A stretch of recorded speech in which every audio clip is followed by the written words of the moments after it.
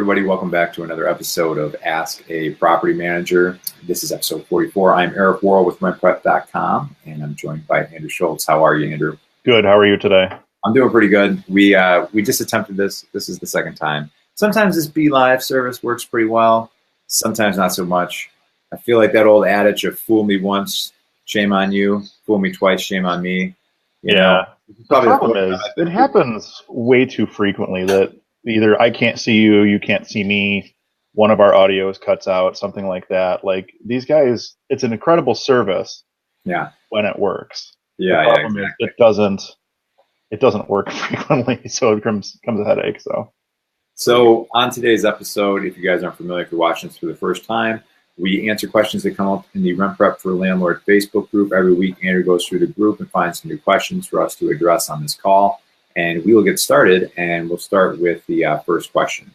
So we received a question on selling an occupied rental. So let me give credit to who had asked this. So this came from Maggie, and she had said that she's selling her rental. It is currently leased, and she's selling it as an investment property. They're great tenants, and they have a lease until March. Any tips to help me sell this property with the tenants included? From a marketing standpoint, I would say talk to the tenants before you list the property. Let them know what it is that you're doing and why you're doing it, because you're going to have people entering the property, obviously. And you want these tenants to keep their apartments as clean as they can. You want these tenants to put their best foot forward, because eventually someone's going to buy this house and the tenants are going to have to deal with whoever that new landlord is. So you don't want the tenants to start off on a bad foot going forward kind of after you no longer own the property. So I would say just be forthright with them and let them know what's going on so that they understand what's happening, essentially. The flip side to that coin is during the transaction, I would make sure to provide the new buyer all of the information that you can. I would try to get them rental applications. I would try to get them, move-in photos, definitely a copy of the lease, any documentation that you can forward about those tenants. Account ledgers are fantastic because it shows a payment history or lack thereof, depending. It's anything you can do to provide the new owner with information going forward is excellent, because at least in our neck of the woods here, no one provides any information. So you basically wind up with tenants. You might get a lease if you're lucky, but you'll never get any of the supporting documentation or anything else. That's something that I'd like to see change industry-wide, just that information is actually being provided the way it should be. So that would be the recommendations I would have. Is you're going to sell a property that's got a tenant in it, make sure you're providing as much information as possible to that incoming landlord so that they can make the best decision starting on day one. Yeah, I know we've discussed it before, but we have another property management client that's local, and I believe they were selling an apartment building, and they had the entire sale actually get held up because of the security deposits. So yeah, I believe it. Yeah, and it was something to do with if you're over a certain amount of units, maybe it was like 4 units or something like that. You had to have an interest-bearing account on those security deposits. So the attorney on the buying side held up the entire thing, and it was over like $5 in interest that should have been accrued. I've had that happen because we had to sit on, it was a 8-unit building in Buffalo, and we had to sit and break it out based on every tenant had to have the proper amount of interest applied to their account and everything. The whole thing, when all was said and done, wound up being like $3.75 worth of interest that they wound up receiving. Mm-hmm. And the number of hours between my office and the seller and the paralegals for the attorney's offices and everything else, we figured that $3.75 wound up costing about 10 hours in people time, like man hours. Yeah, and came out to like over $1,000 worth of labor that went into a $3.75 interest charge. So yeah, not always the most common sense things in real estate, but we do what we have to do. Yeah.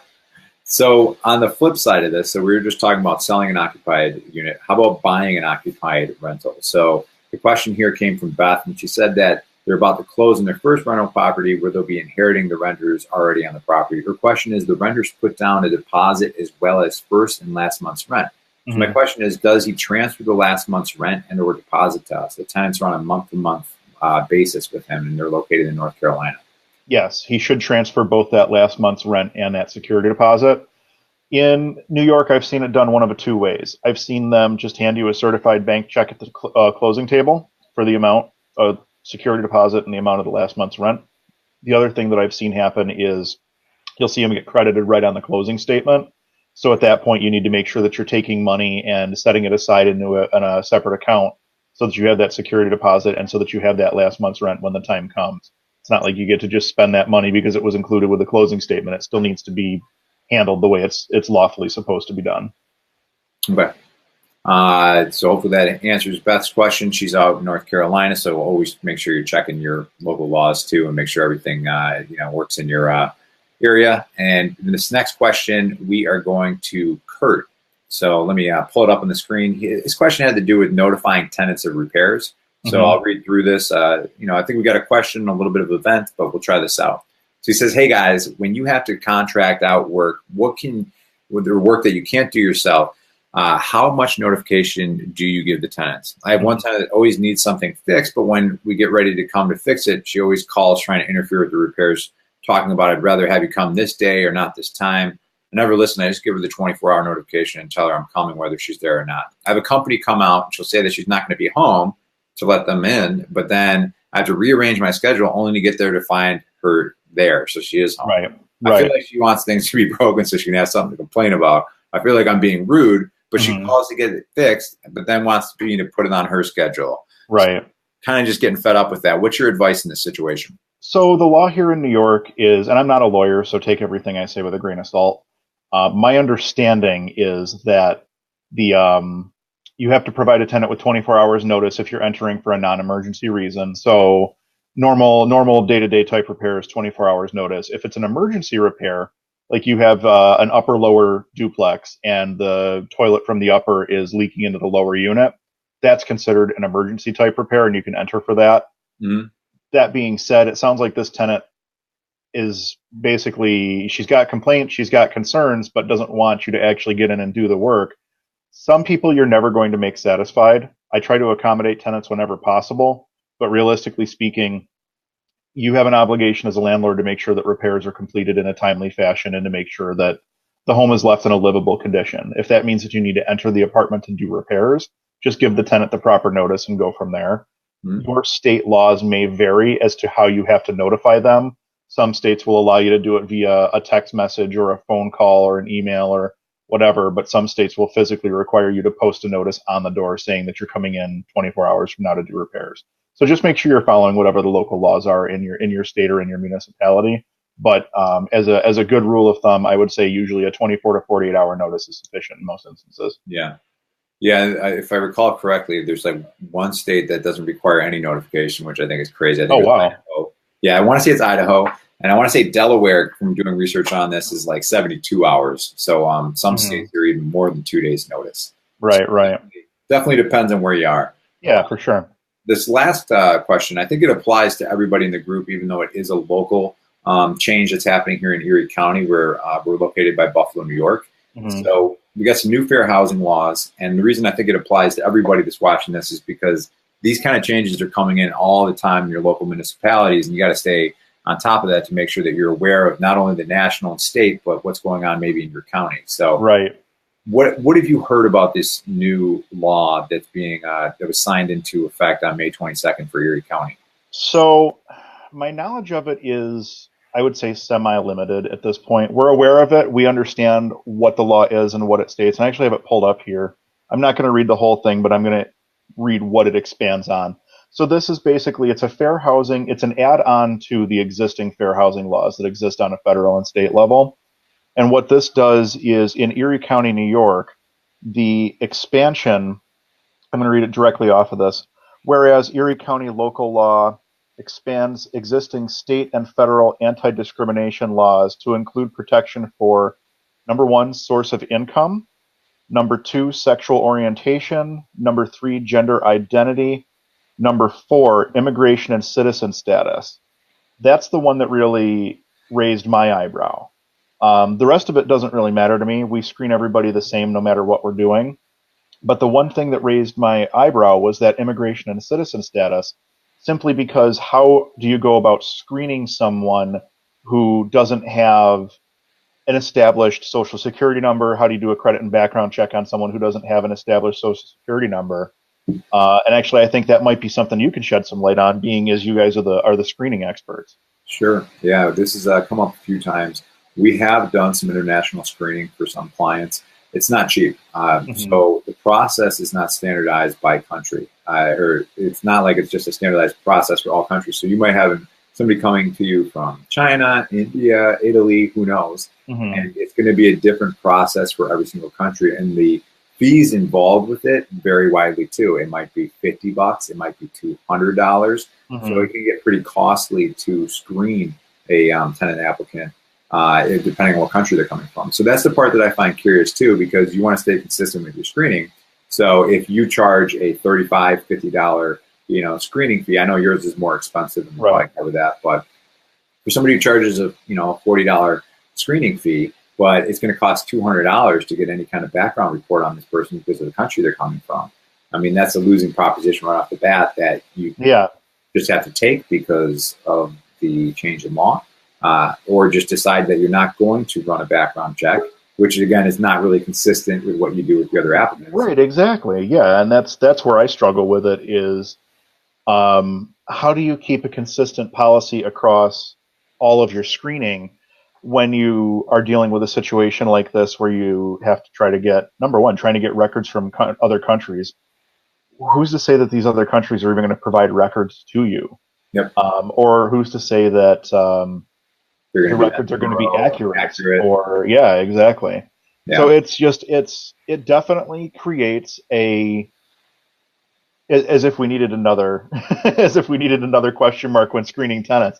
It definitely creates another question mark. The rest of it's very straightforward. It talks about the main purpose of this law, I think, was because there are a lot of landlords in our area that say that they don't want to accept Section 8 tenants. Yep. And in Erie County, prior to this law, it was very much municipality by municipality. For instance, Buffalo had a local law on the books saying that you had to be willing to accept any lawful source of income, which would include a Section 8 voucher. Same thing with North Tonawanda, which is in Niagara County, just north of us.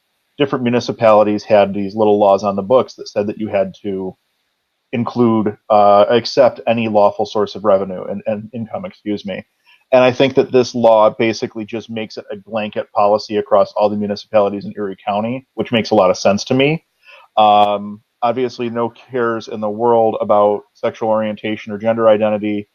But the immigration and citizen status, that's the one that I've got to figure out. It creates a screening headache more than anything else. Like especially if you're working in an area with a lot of college rentals and you get we used to have a lot of stuff over by UB South campus, and we had a predominantly Indian resident population, and then we also had a lot of girls from Long Island, New York that moved up that were coming to those apartments. But those seemed to be the two groups that were most attracted to those rentals for whatever reason. And it was always a challenge with the international students, simply because you basically had nothing to base it off of. You basically had to base it off the fact that they had a passport and a valid student visa, and get as much of a rental application as you can, and you really were rolling the dice on those. So it's a big question mark. It really is. Yeah. So it'd be interesting to see what happens with that. I know for the unlawful sources of income, that comes up in the group a little bit, where people say, how do I handle this? I had a tenant applicant come to me with Section 8. Do I have to accept it? Again, that's another opportunity for you to call whatever organization you have locally, whatever association that you can call, and just say, hey, how is this handled? What are the laws? Do some Googling. But try to get somebody who's knowledgeable on the subject. I know the Buffalo News covered a story of somebody who she spent 14 years, and she actually worked for Erie County, but she had to quit when she could no longer drive because of Parkinson's disease. Right. So her and her 14-year-old daughter now live in a women's shelter, and they received a low-income Section 8 housing voucher, which she was excited about because it contributed $414 out of pocket towards her rent. But after calling and making appointments with prospective landlords, she realized finding that kind of apartment would not be so easy for her. Just about 2 weeks ago, Kenmore landlords seemed eager to rent her apartment until learning Barnes had a voucher. She just shook her head at her and said, absolutely not. So I think when you read these type of stories, you understand why this law is going into existence here in Erie County, because you hear about somebody that they have Parkinson's disease, they can't drive to work, they're having trouble, they need this extra assistance. and then they're just meeting landlord after landlord that's just not accepting them for that. Right, exactly. So. Yeah, well, I mean, and now we're in a situation where if someone is a tenant that has a Section 8 voucher and they get that firm no answer from a landlord, they have recourse now. Yeah. They have the ability to file that complaint and see where it leads them. I mean, it's one of those things. Landlords need to stay on top of what the local laws are at any given time, and they need to make sure that they're in compliance with those laws. And in Erie County, that now means Section 8 vouchers are on the table for every landlord, regardless of municipality, as long as you're inside Erie County limits, essentially. Yeah. Yeah. So just another feather in the cap of research your local laws. Exactly. All right, cool. Well, thank you for being on this episode, Andrew. Sorry we had the audio difficulties earlier, but that's all right. We'll our way through it. Hopefully, I think so. I managed to get everything shared to my Facebook page, so and it looked like we were talking on there. So hopefully there will be audio when I go back to look at it later. Yeah, right. All right. Well, again, thank you for your time, and I look forward to chatting with you next week. Sounds good. All right, take care. You as well.